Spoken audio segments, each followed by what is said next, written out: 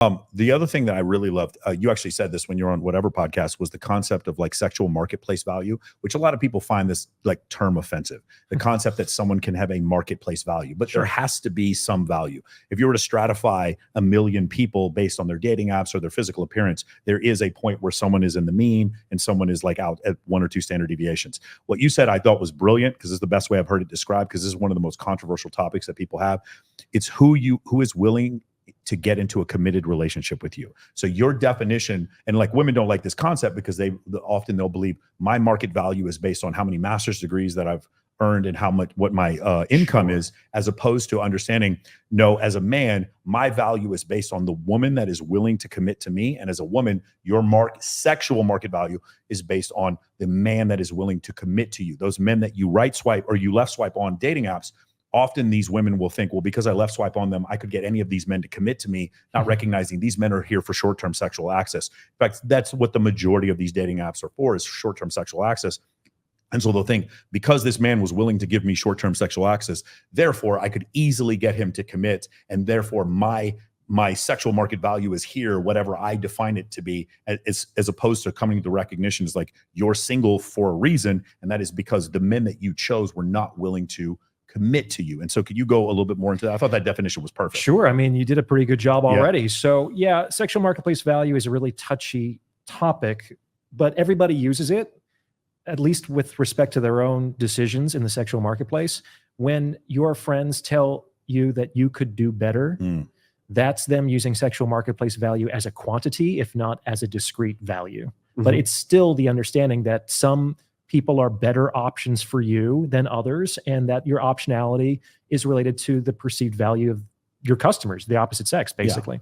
Right? So I do talk about the fact that it can be really touchy, because it's very hard to say like what a high value man or a woman is, because no matter what you say, there's going to be somebody out there, and let's even assume that they're being genuine and honest here, who says, you know, money isn't actually important to me.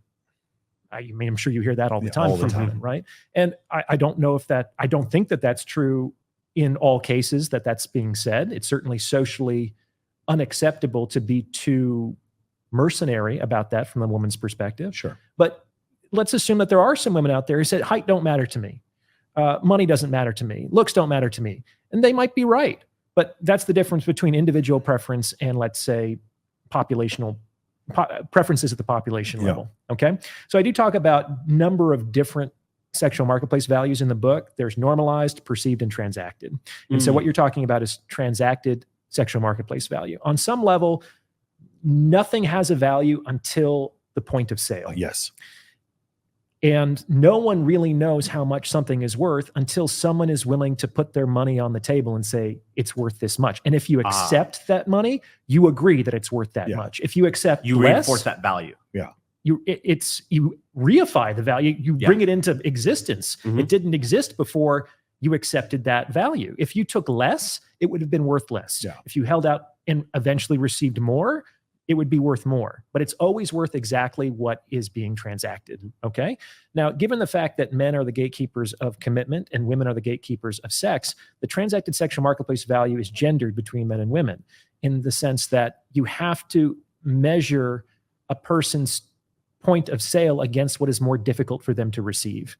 Since women are the gatekeepers of sex, it's certainly no big thing for them to open their gate at will.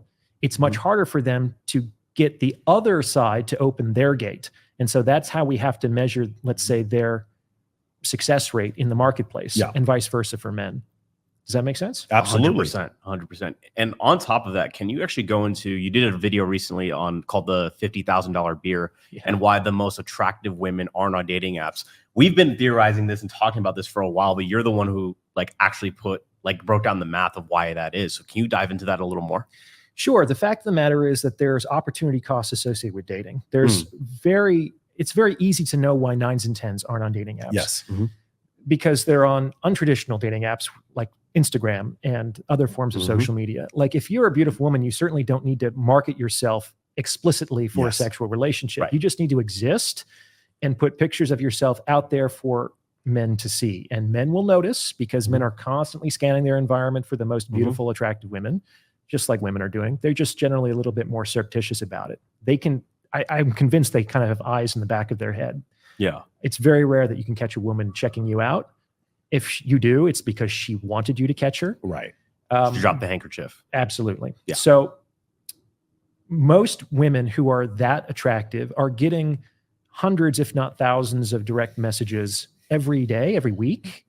And these messages are, hey, come to Dubai with me for the weekend. We'd love to have you on the super yacht. Or, hey, you know, I just got center court tickets to Wimbledon. You know, I was wondering if you're doing anything on Thursday. Happy to buy you first class ticket out here. Mm-hmm. So these are extravagant opportunities. Yeah. The likelihood that she is going to forego any of those opportunities on a given Saturday to have a beer with a random dude in the local dive bar is absurd.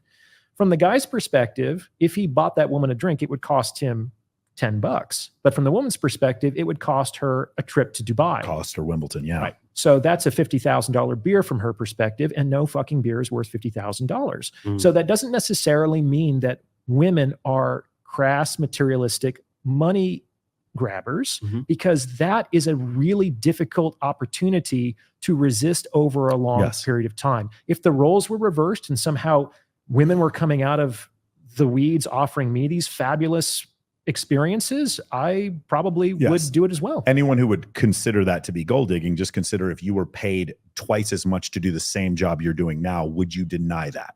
Of course, like the opportunity is there. And because the efficiency that, or inefficiency, if you will, that's created through Instagram, it's like now every guy who has that offer now can find every girl that is that attractive, or more girls that are that attractive. Whereas before social media, they weren't able to do that. It's a virtuous cycle, of course, because the best way to get an attractive woman is to have attractive women. Yes. Are you bored of the dating market? Click the link in the description and I'll send you an exclusive invite to my elite networking community where you can learn to date high quality women today.